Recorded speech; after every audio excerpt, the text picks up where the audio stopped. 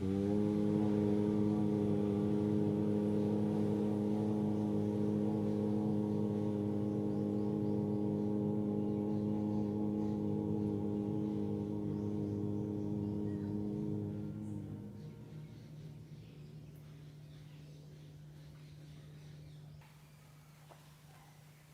से कर्म हमें करने हैं, वेद की आज्ञा क्या है, यजुर्वेद में बताया गया है प्रमुखता से।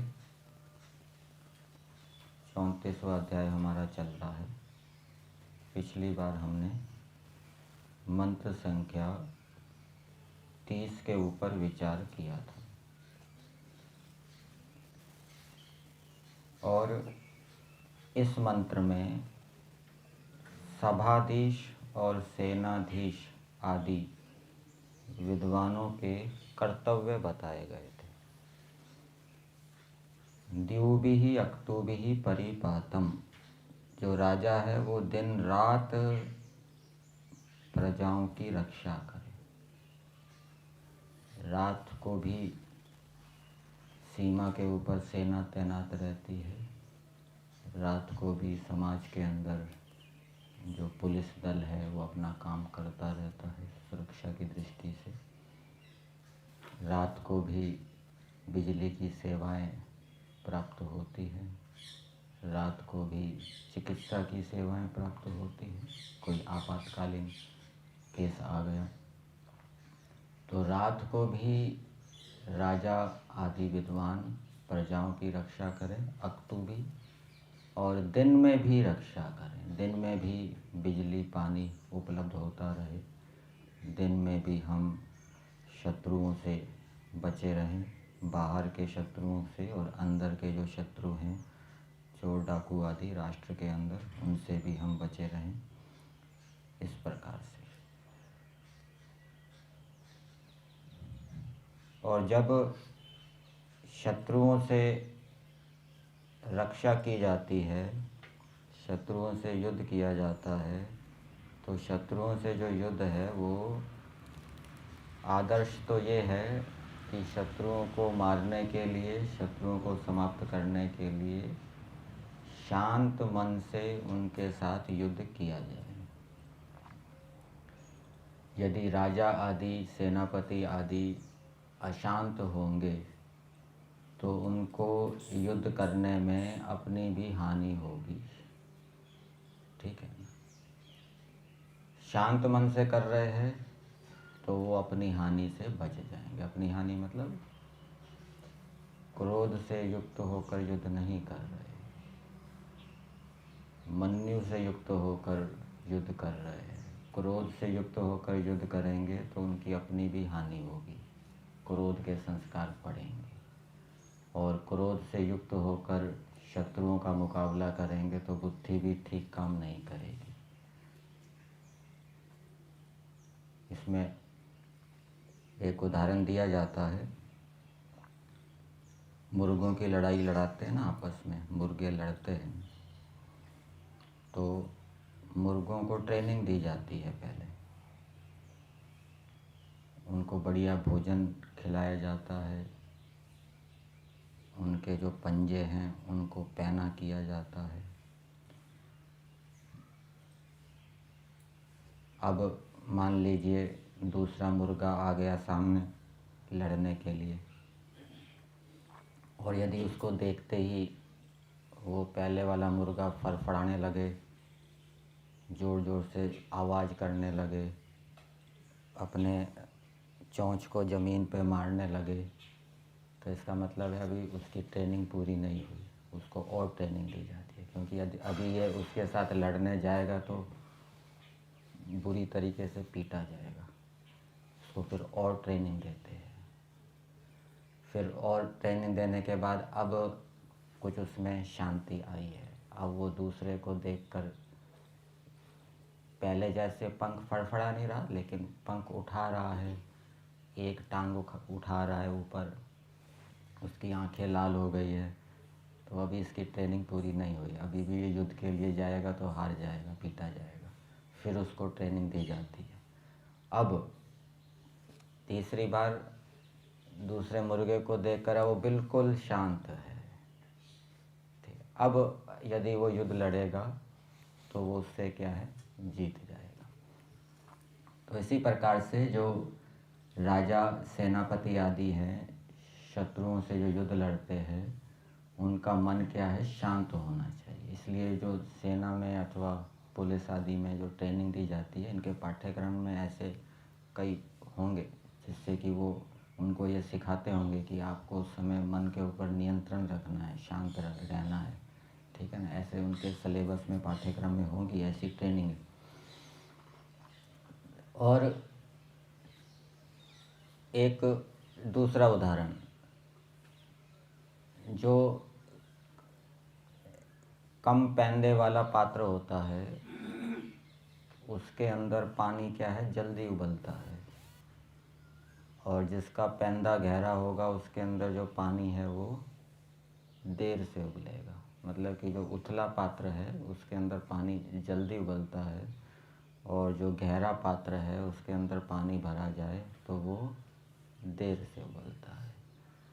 इसी प्रकार से जिसका ज्ञान उथला है, जिसका ज्ञान कम है, उथला मतलब कम है, सुना पड़ा तो बहुत है, विचार चिंतन भी बहुत किया है, लेकिन धारण बहुत कम किया है, वो भूल गया है उसको, तो वो तुरंत शत्रु के सामने आने पर उबल जाएगा, क्रोध से युक्त हो जाएगा, अपने के ऊपर नियंत्रण नहीं कर पाएगा। लेकिन जिसका ज्ञान गहरा है, गंभीर है, जो वो शत्रु के सामने आने पर एकदम से उबलेगा नहीं, अपने ऊपर नियंत्रण रखेगा, और अपने ऊपर नियंत्रण रखेगा तो बुद्धि ठीक काम करेगी और वो शत्रु को अच्छी प्रकार से परास्त कर सकेगा। इसलिए राजा, सेनापति आदि क्या हैं, विद्वान होने चाहिए। प्राचीन काल में गुरुकुल में रहते थे, तपस्याएं करते थे, अनुशासन का पालन करते थे। तो तपस्या करने से गंभीरता आती है, तपस्या करने से धैर्य उत्पन्न होता है, तपस्या करने से सहन शक्ति उत्पन्न होती है, और जब ये विशेषताएं व्यक्ति के अंदर होती है तो शत्रु के सामने आने पर वो अपना आपा नहीं खोता, अपने ऊपर नियंत्रण रखता है और वो शत्रु को अच्छी प्रकार से हरा सकता है। इसलिए जो राजा, सेना आदि हैं जिनका कार्य शत्रुओं से मुकाबला करना भी है, उनको तपस्या के माध्यम से, ज्ञान विज्ञान के माध्यम से गंभीरता उत्पन्न करनी चाहिए, जिससे कि वो शत्रु का अच्छी प्रकार से मुकाबला करें, शत्रु से पीटे ना जाएं। फिर आगे है, अरिष्टे भी ही अश्विना सौभगे भी, हमें अहिंसित ऐश्वर्यों से हमें युक्त कीजिए। इसको इस रूप में समझना चाहिए, उदाहरण के रूप में, कि राजा और सेनापति ऐसी व्यवस्था करें, अथवा राजा कोई संस्था का अध्यक्ष भी हो सकता है, वो अपनी संस्था के अंदर इस प्रकार की व्यवस्था करे, ऐसे नियम बनाए जिससे संस्था के अंदर रहने वाले अथवा देश के अंदर रहने वाले सभी लोगों को सुख हो, दुख ना हो, ठीक है। यदि संस्था के अंदर रहने वाले लोगों को दुख होता है, समय पर भोजन नहीं मिलता, समय पर पानी नहीं मिलता, समय पर आवश्यक वस्तुएं नहीं मिलती, तो इसका मतलब क्या है, नियम ठीक नहीं है। तो ऐसे नियम बनाने चाहिए जिससे कि संस्था या देश के अंदर रहने वाले लोगों को सुख हो, और वो बुराई और दोषों से बचे रहें। ऐसे नियम बनाने चाहिए जिससे कि वो बुराई और दोषों से बचे, दोष करने का अवसर ना मिले, बुराई करने का अवसर ना मिले। इस प्रकार के नियम बनाने चाहिए देश के अंदर, संस्था के अंदर। और नियम बनाने से नहीं होता, केवल नियम बनाकर उनको कठोरता से लागू भी करना चाहिए। तब क्या है, वो प्रजाओं का रक्षा होगी, प्रजाओं को सुख होगा। और ये जो अरिष्टे भी सौभगे भी कहा है अहिंसक उपायों से, राजा अपने अंदर देश के अंदर ऐसी व्यवस्था करे कि कोई व्यापारी अपने माल के अंदर मिलावट ना कर सके, कोई खाद्य पदार्थों के अंदर चर्बी आदि ना मिला सके।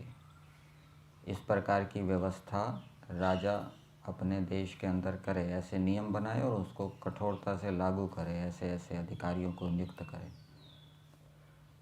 और रिश्वत ना देनी पड़े। कई बार ऐसा होता है ना, काम बनता नहीं है, रिश्वत देनी पड़ती है, तो रिश्वत ना देनी पड़े। रिश्वत जो ले रहा है वो हिंसा कर रहा है, और रिश्वत जो दे रहा है वो हिंसा में सहयोग कर रहा है। ठीक है, तो इस प्रकार के राजा अपने देश के अंदर नियम बनाए कि कोई रिश्वत ले ना, ठीक है ना, समय पर काम करे। और नकली माल हमें खरीदना ना पड़े, कोई नकली माल बेचने वाला ना हो, चमड़ा बेचने वाला ना हो, और चमड़े आदि से जो बनाए वो तस्करी का चमड़ा ना हो, मरे हुए पशुओं का चमड़ा हो, आदि आदि। इस प्रकार की व्यवस्थाएं करे। ग्रामोद्योग को बढ़ावा देवे, अहिंसक उपायों से जो उत्पादन होता है उनको बढ़ावा देवे। खेती में भी जो प्राकृतिक खेती होती है उसको बढ़ावा देवे। तो इस प्रकार से प्राकृतिक खेती से जब किसान उत्पादन करेंगे तो ये अहिंसक उपाय होगा। इसी प्रकार से जो व्यापारी हैं वो भी इस प्रकार के नियम बनाए जाए जिससे कि वो ईमानदारी से काम करें, बेईमानी करने का, उनको जमाखोरी आदि करने का अवसर ना मिले। और एक शब्द आया था माम हंताम। कौन सा रूप है ये?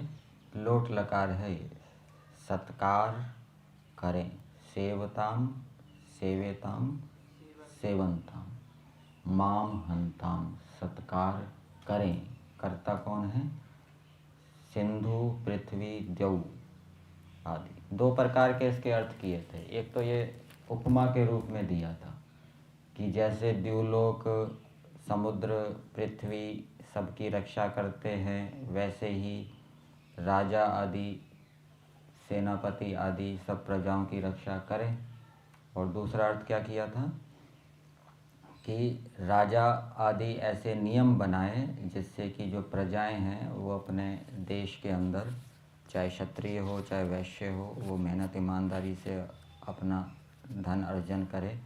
और जब वो मेहनत ईमानदारी से धन अर्जित करेंगे तो ये जितने भी पदार्थ हैं, सिंधु पृथ्वी आदि, उनको सुख देने वाले होंगे। अर्थात उनकी बुद्धि ठीक काम करेगी, और बुद्धि ठीक काम करने से ये जो उन्होंने विद्याएं प्राप्त की है, समुद्र से संबंधी, पृथ्वी से संबंधी अथवा द्युलोक से संबंधित, इन विद्याओं से वो लाभान्वित हो सकेंगे, इनसे अपना उपकार सिद्ध कर सकेंगे।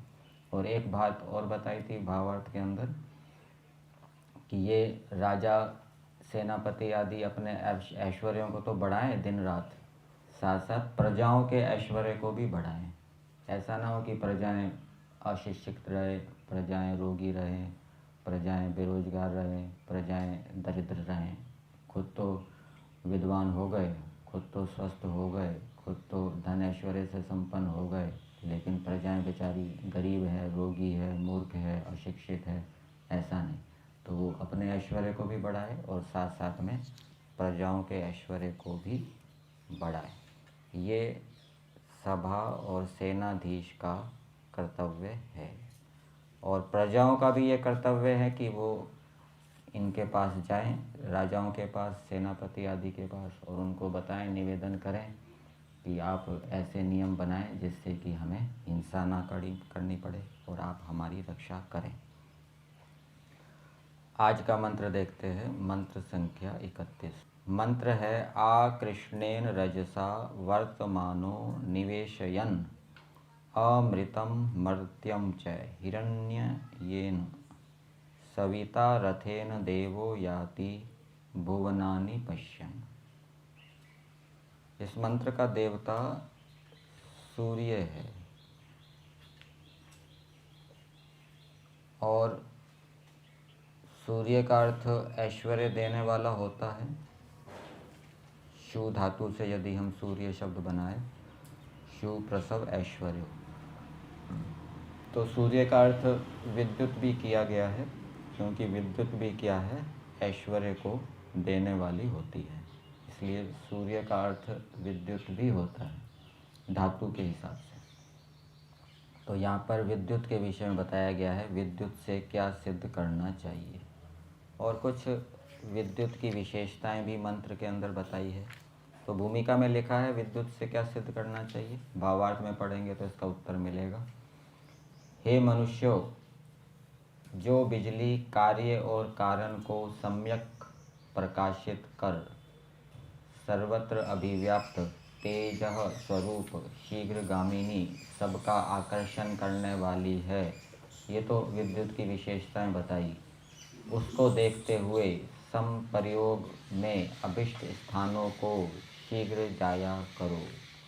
तो विद्युत से क्या सिद्ध करना चाहिए, विद्युत से हमें यानों को बनाकर विद्युत का उपयोग करके उन यानों के माध्यम से हमें दूसरे स्थानों पर शीघ्र जाना चाहिए, अर्थात विद्युत से चलने वाले रेलयान आदि बनाने चाहिए, विद्युत से चलने वाले सड़क यान, मार्ग, सड़क के ऊपर चलने वाले यान हमें बनाने चाहिए, जिससे कि हम शीघ्रता से दूसरे स्थान पर जा सकें। अब मंत्र को देखते हैं, मंत्र के अंदर क्या बताया है। संबोधन नहीं है मंत्र में, संबोधन पदार्थ में लिखा है, हे विद्वन, आप जो आकृष्णेन, ये हिंदी भाग में जो अर्थ दिया है ना, आकर्षित हुए, ये ठीक अर्थ नहीं है। यहाँ आकर्षण के साथ, ये आकृष्णेन, जो विद्युत, कृष्ण का अर्थ होता है आकर्षण, जो विद्युत आकर्षण गुण के साथ विद्यमान है, विद्युत के अंदर आकर्षण गुण होता है, ठीक है ना। तो वो बता रहे हैं, जो विद्युत आकर्षण गुण के साथ विद्यमान है। आकर्षित का अर्थ आकर्षण भी होता है, जैसे रुदितम का अर्थ क्या होता है, रोना, हसीतम का अर्थ क्या होता है, हंसना, ऐसे ही आकर्षित का अर्थ क्या होता है, आकर्षण करना। तो जो आकर्षण करना अथवा आकर्षण गुण के साथ विद्यमान है, एक बात बताई, फिर दूसरी बात बताई, रजसा वर्तमानः, तो जो विद्युत लोक लोकांतरों के साथ विद्यमान है, क्योंकि व्यापक है विद्युत, इसलिए लोक लोकांतरों के साथ विद्यमान है, ये दूसरी विशेषता बताई। पहली विशेषता क्या बताई, जो जिसके अंदर आकर्षण गुण है। फिर आगे बता रहे हैं, अमृतम च मर्त्यम, नाश रहित कारण और मर्त्यम नाश सहित कार्य को निवेशयन, उसके अंदर निरंतर प्रवेश करती हुई। तो कारण के अंदर भी विद्युत रहती है और कार्य पदार्थ के अंदर भी विद्युत रहती है, व्यापक होने से। ऐसी जो विद्युत है, हिरण्ययेन तेजः स्वरूप, वो प्रकाश वाली है। यहाँ तेज का अर्थ विद्या नहीं है, विद्युत जड़ है, तो विद्युत के अंदर तेज प्रकाश भी होता है। वो प्रकाश कब पता लगता है, जब बिजली का वो होता है, स्पार्क होता है, स्पार्किंग होती है, और जब बिजली कड़कती है बादलों के अंदर, उस समय दिखाई देती है, तो वो तेज प्रकाश स्वरूप वाली है। रथेन रमणीय स्वरूप के सहित, ये रमु क्रीड़ायाम है, वो यहाँ तीव्र गति से लेंगे, बड़ी तीव्र गति वाली है। यहाँ भावार्थ के अंदर दिया है शीघ्र गामिनी, तीव्र गति वाली है, विद्युत की गति बड़ी तेज है। प्रकाश की गति और विद्युत की गति, दोनों में क्या अंतर है। प्रकाश गुण है, तो गुण तो अपने आप पे जाएगा नहीं, वो किसी गुणी के साथ ही जाए, ठीक है ना। प्रकाश जो आ रहा है वो सूर्य से आ रहा है, वो प्रकाश किरणें आ रही है ना सूर्य से, केवल प्रकाश थोड़ा ना आ रहा है, किरणें तत्व भी आ रहा है साथ में।